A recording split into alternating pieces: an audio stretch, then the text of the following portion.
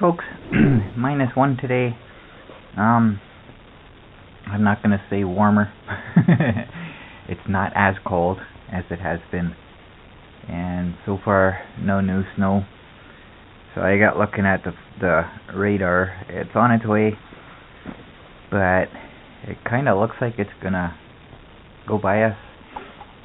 They weren't 100% sure of the track of it, but I'm in the upper right hand corner where that blue circle is. That's where I'm at, and it kind of looks like it's going to divert below us, which is good, which means no more snow. And tonight anyways, I'll find out for sure when I get up tomorrow if we have anything. So I gotta go out and do some stuff today. I gotta save Timmy's for last because they have their breakfast wrap deal on again, 2 for $5. So I want that to be warm when I eat it, so I gotta make that the last thing I do.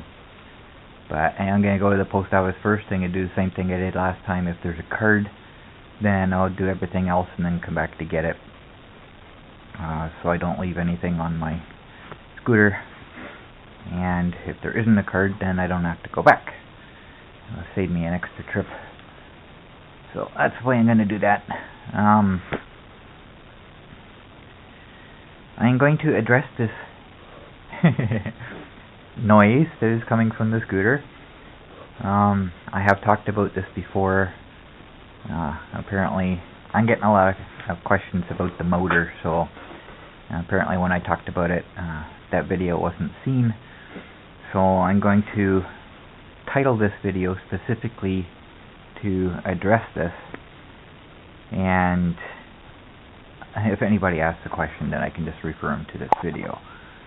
But as far as what it is, I don't know for sure. I do not believe it's the motor. One of the things I talked about is the gear ratio of this transaxle is 25:1.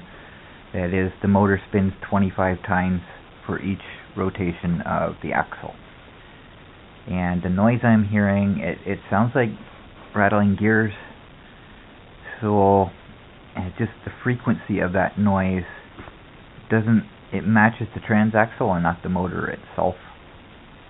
So the other thing I noticed was when this started happening, it wasn't a gradual thing. It just suddenly one day it was doing it, and the motor was unaffected by it. It didn't change how the motor was operating. So I honestly don't think it's the motor. It sounds like a gear problem, and one of my viewers stated that he had that happen to him, and it was a spun bearing. So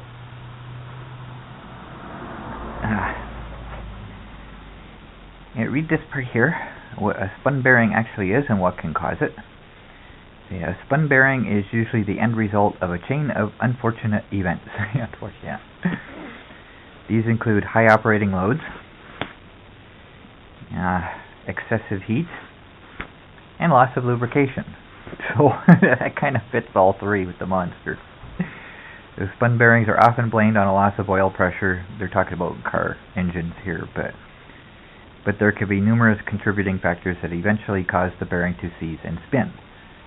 So basically what a spun bearing is the bearing itself is seized up and the whole thing is spinning, including the outer raceway. And with the monster, the transaxle is aluminum, and the viewer that told me about this, he said there's a bearing, one of the gear bearings is pressed into the aluminum housing, and it's kind of broken free of where it's pressed into, and it's spinning. So that's kind of my interpretation and his interpretation of what's actually happening. But until the warm weather gets here and I get to take things apart, I'm actually not going to know for sure. But like I say, it's not affecting the motor, the operation of the motor. It's not affecting how it works. So I honestly don't think it's the motor. So what I am going to do is I am going to determine that right now. There is a way of doing this without taking everything apart. It's actually not so bad here in the garage right now. I can do this if I want to. I can take the fender off and that. And what I was going to do is take the motor off and then spin the wheels and see what happens. Well, I can do that without taking the motor off, because as long as it's in drive mode, the brake is on, which means the motor will not spin. So if I lift the back end up, spin one wheel, the other one will spin backwards, and that'll only turn the gears in the... Oh, wait a minute. And that might not even spin the gears.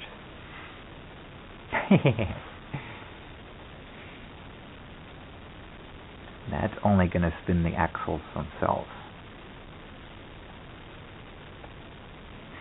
I guess maybe I can't do that. So the only way I never thought that through. The only way I'm going to know for sure is to actually take the motor off and spin it. And it's the only way I'm going to know for sure.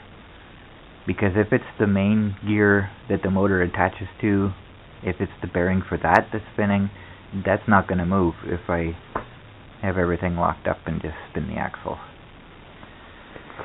Okay, I guess I'm not doing that today then. I thought I was going to clear that up. But anyways, I honestly, I don't think it's the motor.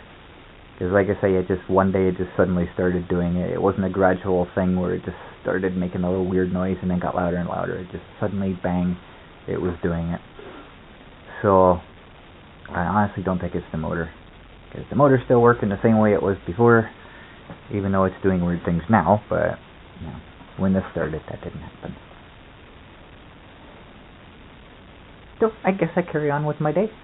I'll go out and do some shopping and just maybe chat a bit when I get back, depending on what happens while I'm out.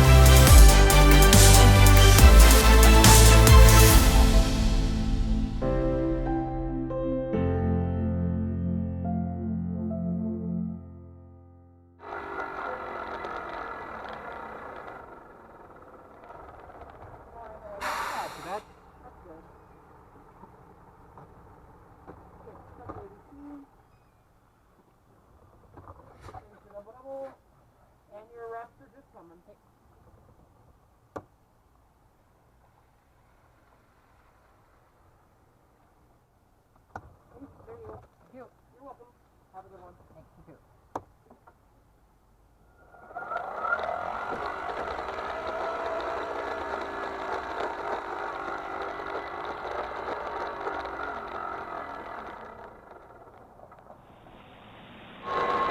Apparently when I tried to record my post-trip talk, and I pushed the button too many times on the camera, because it recorded for about a second and then shut off. So I'll do that now. I wasn't really ready to go home yet, so I decided to go down behind the complex and eat one of the reps. I couldn't eat both of them because if the cat smelled it on my hands, he'd be upset with me because I usually share them with him. And he'll be smelling it and he'll be going nuts waiting for his little piece of sausage from it. So that's all I got for this one. I just went straight home from here.